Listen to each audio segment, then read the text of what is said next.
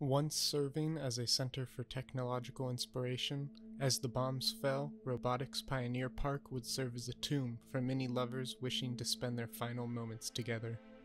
Located southwest of Diamond City and just north of the glowing sea, Robotics Pioneer Park is a location many players might pass by without a second thought. However, despite its low-profile appearance, upon closer examination, a truly sad story will be uncovered. Let's take a walk and today explore the story and secrets of Robotics Pioneer Park. As we approach the park entrance, we can see a few abandoned supply trucks. Seeing that many technological advancements were showcased here, I believe these trucks were meant to be carrying supplies for the maintenance and progression of these projects. As we progress forward, we find many abandoned cars and our first skeleton. Looking at how a majority of the cars are properly parked, I believe residents came here before the bombs landed to find peace. My current speculation on the first skeleton is that they had come planning to meet somebody, but had arrived too late, dying in the parking lot, and I have some evidence later on to connect to this theory. As we follow the path left, we find an area for cookouts and picnics. Here is where we find our first couple. Sharing a final meal before the bombs fell, they still lie together 200 years later.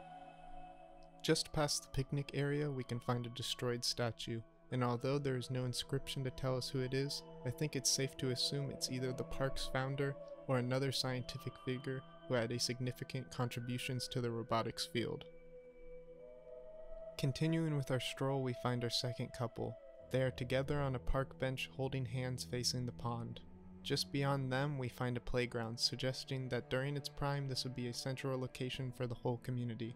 Lucky for us, there aren't any skeletons here.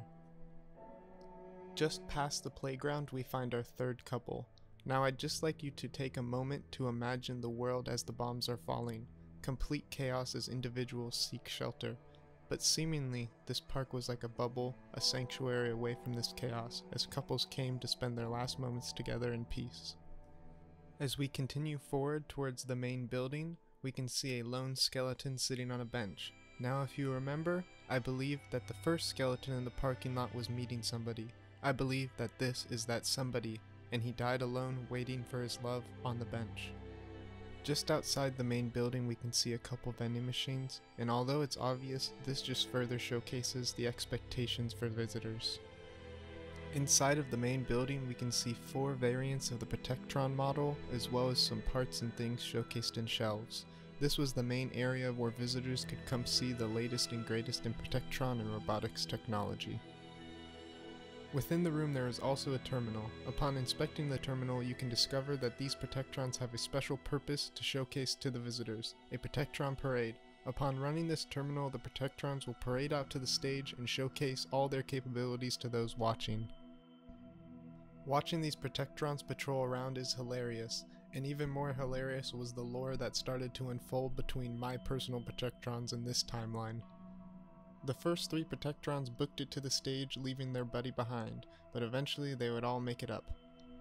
This is when the Fire Protectron decided he didn't want anything to do with it and walked right off the front of the stage. Disgusted with the Fire Protectron's actions, the rest of the Protectrons decided they wanted nothing to do with this and started to do the parade on their own. Desperate to not miss out on the action, the Fire Protectron made an honorable attempt to catch up with his friends. As we continue to the next house, we will see the only signs of recent influence in the area. The door is boarded up, but if we continue around back, we will find a Deathclaw and its lair. Inside of its lair, we will find 3 victims, 2 skeletons, and 1 Brahmin.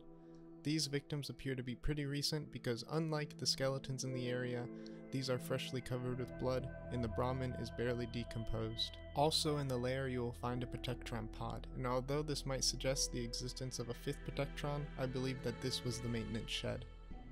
As we look to complete our stroll, we stumble upon our last couple.